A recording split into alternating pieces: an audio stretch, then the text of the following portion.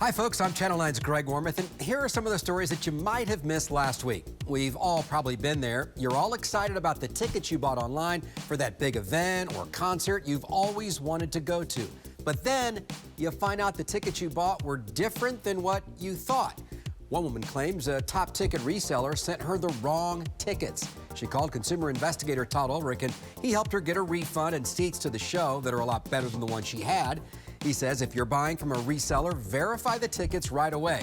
And if the seller doesn't correct any problems, dispute the credit card charge and at least get your money back. And if all else fails, give Todd a call. Well, more issues for I-4. Yes, I-4. Listen to this. An I-4 entrance ramp thousands of you use every day is about to close for the next 6 months.